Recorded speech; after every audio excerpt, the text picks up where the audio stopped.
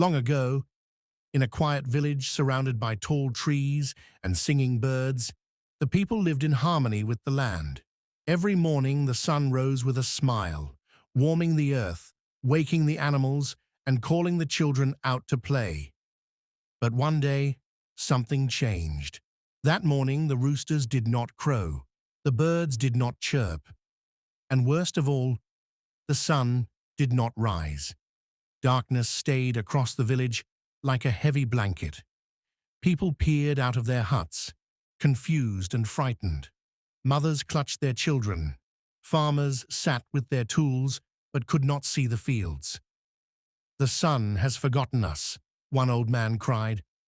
"No," whispered Mama Nia, the oldest woman in the village. "The sun has not forgotten. Something is wrong, deeply wrong." Chief Obi called the villagers to the great baobab tree in the center of the village. His voice was calm but serious. "The world is out of balance. The sky remains dark. We must find the reason, or we may live in shadow forever."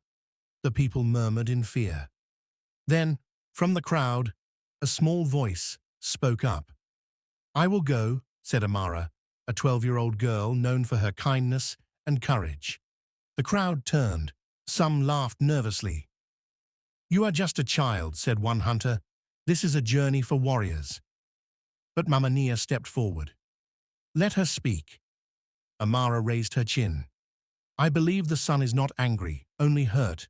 I will find it and ask it to return." The chief stared at her for a long moment, then nodded. "She will go," he said, "with our blessing." Early the next morning, though the sky was still black, Amara prepared for her journey. She wore a necklace of cowrie shells and a dress woven with the colors of the earth. Around her waist, she tied a small pouch of blessings: maize for strength, salt for wisdom, and a feather for lightness of heart. Mama Nia gave her a lantern, glowing with fireflies. "This will guide you," she said, "even when nothing else does." Amara walked for hours. She passed the silent river, the sleeping trees, and the empty farmlands. Even the animals stayed hidden. After 3 days, she came to the Hill of Echoes. From there, she could see the edge of the sky, a place where few had ever dared to go. As she climbed the hill, the wind spoke in soft whispers. "Why do you climb, little one? The sun has given up. Turn back. The world is too broken." But Amara pressed on.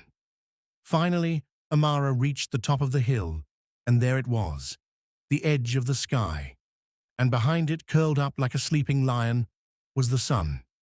But it looked different. Dimensoy's grey, wrapped in thick clouds like a blanket. Amara stepped closer.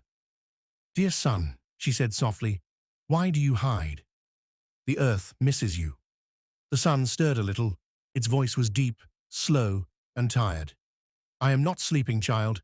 I am hiding." "Hiding?" Amara blinked. "Yes," said the sun.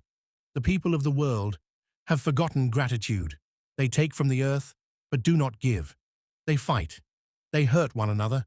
They burn the forests.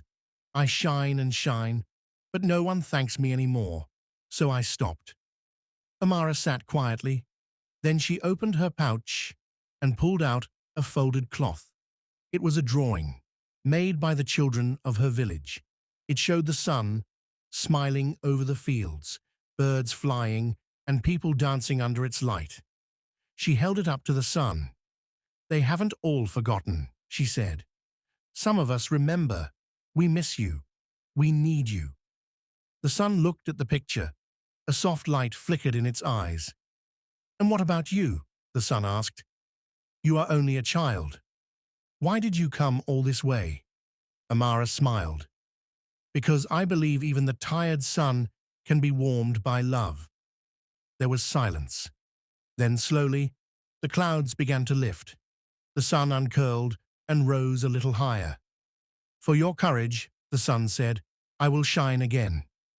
As Amara returned to her village, the sky began to change. First, A golden glow appeared on the horizon. Then the stars faded. The trees stretched, as if waking from a deep sleep. By the time Amara stepped into the village, the sun had fully returned, bright, bold, and warm. The villagers ran out cheering. They lifted Amara high and called her Daughter of the Dawn.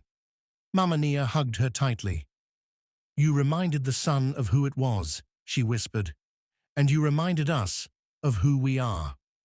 Even the brightest light can grow tired, but love, kindness, and gratitude can wake it again."